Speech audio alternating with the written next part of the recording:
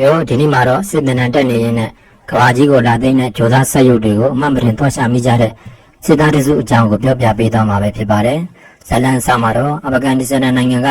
လမ်းမှာပိတ်မိနေတဲ့စစ်ရင်တဲ့တစ်ခုကိုကူညီပေါ်သွားနေတဲ့စစ်ထဲကားတန်းကြီးတစ်ခုကိုတွေ့ရမှာပါ။ရဲကတက်ကြကြီးတယောက်ကတော့သူ့ညီဖြစ်သူစစ်သားလေးကိုစနောက်ပြီးအချိန်ကုန်နဲ့ဆိုပြီးညှဉ်းညူနေတာပေါ့။သူ့ညီကတော့သူတို့တွေရှေ့တန်းကိုသွားပြီးရင်းကြတက်ဖွဲ့တဲ့ဝင်နေတယ်လို့ပြောနေတာဗျ။တက်ကြကြီးကစားတော့စိတ်မပါပေမဲ့သူတို့နှစ်ယောက်အတူတူတိုက်ပွဲဝင်မှဆိုတဲ့ခရီးကိုညီဖြစ်သူကတတိပေးလိုက်တော့မှစိတ်ပြောင်းသွားပါတယ်။ဒါပေမဲ့အဲ့ဒီအချိန်မှာပဲကန်ဆိုးကျင်တော့ဒုံးကြီးတစ်လုံးထဲကားပေါ်တက်ကြပြီးပောက်ကွဲသွားပါတော့တယ်။တာလီဘန်တပုံတွေကရင်နှန်းကိုဝမ်းပစ်ကြပြီးစစ်ကားတွေတစ်စိတ်ပြီးတစ်စိတ်ပောက်ကွဲကုန်ကြတာပေါ့။တက်ကြကြီးလည်းဘုံပောက်ကွဲမှုတန်းကြောင့်တတိမေလဲကျသွားခဲ့တယ်။သူပြန်လွှတ်လာတော့ခြေတော်တွေကတန်ပိုင်းစားကိုနာနာချင်းချင်းဆွဲထုတ်ရပြီးဘောင်းကြီးကိုကြည့်လိုက်တဲ့အခါမှာတော့သူ့ကျင်တဲ့တစ်ခုထဲမှာသူတယောက်တည်းပဲအသက်ရှင်ကြံခဲ့မင်းသိလိုက်ရတယ်ဗျာ။တည်ဆုံးနေတဲ့သူ့ညီလေးရဲ့လောင်းကိုဖတ်ပြီးသူတွေးပြမတတ်ငိုကြိုးခဲ့ရပါတယ်။အဲ့ဒီဖြစ်ရပြီးတော့နှစ်ကြာမှတော့တက်ကြကြီးဟာကားပေါ်မှာအမဆိုးတွေမှတ်ပြီးလန်နိုးလာခဲ့တယ်။သူကဒဏ်ရာရထားတဲ့ခြေထောက်မှာအထင်ကိရိယာတက်ထားရပြီးစိတ်ရယောဂပျောက်စေးတွေလည်းတောင်းနေရတာပါ။သူကကိုလိုရာဒီမှာရှိတဲ့အရင်းညာစစ်တင်တဲ့ကြောင့်ကိုရောက်လာပြီးတင်နန်းသားနံပါတ်81ဖြစ်လာခဲ့တယ်။အရာရှိကြီးတော်ရကတော့ဒီတင်နန်းဟာရှစ်ဘက်ကြားမှာဖြစ်ပြီးရုပ်ပိုင်းဆိုင်ရာရောစက်ပိုင်းဆိုင်ရာပါအလုံးခက်ခဲမှာဖြစ်ကြောင်းနောက်ဆုံးအဆင့်မှာဒေမင်းခီးစဉ်လို့ခေါ်တဲ့24နာရီကြာတိုက်ပွဲတူမရှင်ကိုဖျက်ကျော်ရမှာဖြစ်ကြောင်းရှင်းပြပါတယ်။တင်နန်းစတာနဲ့နံပါတ်81ကတော့ရှားသူတွေနဲ့မရောပဲတရားတဲ့တီတီချင်းနေပြီးလင်းချင်းကမှန်သမျှကိုကောင်းဆုံးလုပ်ပြနေတာပေါ့။တကယ်တော့သူကအာဖဂန်တို့ကသူ့ညီလောင်ကိုမိုင်း30ကျော်အောင်ပို့ပြီးပြန်တယ်လာတော့ငွေကြဲခွင့်စုတေးတေးတောင်ကြားထားတဲ့စစ်သူရဲကောင်ကြီးဗျ။ဒါပေမဲ့သူ့မှာစိတ်ဓာတ်တွေကျန်ခဲ့ပြီးလေ့ကျင့်ကန်လုပ်ရင်းရင်းနှီးမတက်ဖြစ်လို့ဆရာတွေကတင်နှန်းကထုတ်ဖို့တောင်ကြံပေးခဲ့ရသေးတယ်။ဒါပေမဲ့သူကတော့လက်မခံပဲဆက်ပြန်ခဲ့လို့နောက်ဆုံးမှာအောင်မြင်သွားပြီးတင်မင်းခီးစဉ်မရှင်အတွက်ဖွဲ့ခေါင်းဆောင်ဖြစ်တောင်ခန့်အချင်းခံခဲ့ရပါတော့တယ်။တော်ရရှိတဲ့မရှင်ကတော့ရန်သူနယ်မြေထဲမှာပြတ်ကျသွားတဲ့လှုပ်ဝက်လေရင်တစည်းကိုသွားဖြက်စီးပြီးလေရင်မှုကိုကဲတင်ပို့ပါပဲ။ဒါနဲ့သူတို့ဘက်ရရရင်နဲ့တော်ရဲကိုဆင်းသွားကြတယ်။တော်ရဲမှာခီးနေရင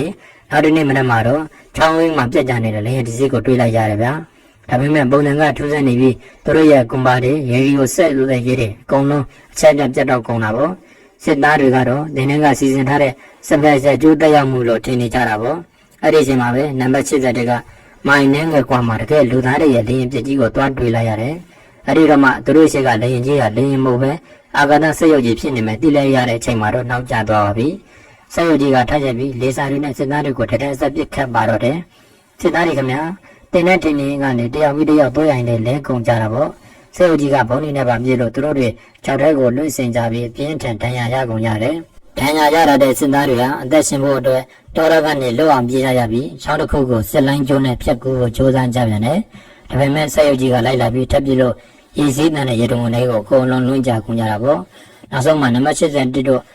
အသက်ရှင်နေတဲ့သူတွေဟာရန်သူတွေဖြစ်စည်းထားတဲ့ရွာပြည်ကြီးတစ်ခုကိုရောက်သွားပြီးအဲ့ဒီမှာဒေဂာနီဖြစ်နေတဲ့သူတို့ရဲ့စစ်တင်နှန်းဆရာကြီးကိုတွေ့လိုက်ရပါတော့။ဒါဟာတင်နှန်းမဟုတ်ပဲဥက္ကခဲနဲ့အတူပါလာတဲ့ဂျိုသားတွေရဲ့တကယ်ကျူးကျော်မှုကြီးမှန်အကုန်လုံးသဘောပေါက်သွားကြတာပါ။နံပါတ်80ကစစ်သားတွေကိုစိတ်ဓာတ်မြင့်နေပြီးဇာတ်မှာရှိနေတဲ့တင်ကအဆုတ်ကိုပြင်ပြီးမောင်းပြေးကြတယ်။ဒါပေမဲ့ဂျိုသားစရုပ်ကြီးရဲ့ဖြစ်စားကပြင်းလို့တော့တင်ကလည်းပောက်ခွဲသွားပြီးနံပါတ်80နဲ့ဒဏ်ရာရတဲ့နဲ့စစ်သားနံပါတ်9ပဲအသက်ရှင်ပါတော့တယ်။နံပါတ်80ကသူ့တငယ်ချင်းကိုလူနာတင်ကလေးနဲ့ဆွဲပြီးမိုးတဲ့ရေထဲမှာအာတင်ပြေးရှာပါတယ်။အဲ့ဒီအချိန်မှာပဲစရုပ်ကြီးကအပူတွက်တွေမှုတ်တော့ပြီးလေဝင်လူထွက်ပေါက်ပွင့်နေတာကိုတတိထားမိသွားပြီ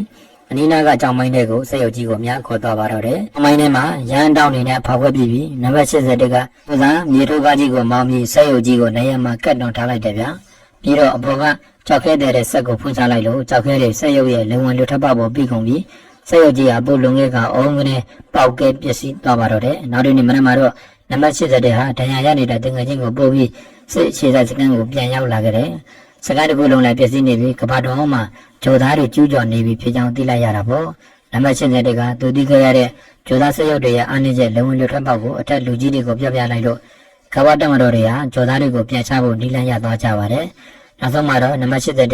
တကယ်ရင်းချစစ်တီတော်ဖြစ်အတိအမဲ့ပြုခံရပြီးကဘာကြီးကိုကာကွယ်ဖို့အတွက်အခြားစစ်တီတွေနဲ့အတူရဟရင်ကြီးတွေစီကတိုက်ပွဲစီကိုထုတ်ခွာသွားရင်းနဲ့ပဲဒီဇလန်လေးဟာပြီးဆုံးသွားပါတော့တယ်ဗျာ။နောက်ထပ်လည်းဇလန်ကောင်းတွေကိုတင်ဆက်ပေးမှာမို့ကျွန်တော်ရဲ့ channel လေးကို like and subscribe လုပ်ခဲ့ဖို့တောင်းဆိုပါရစေဗျာ။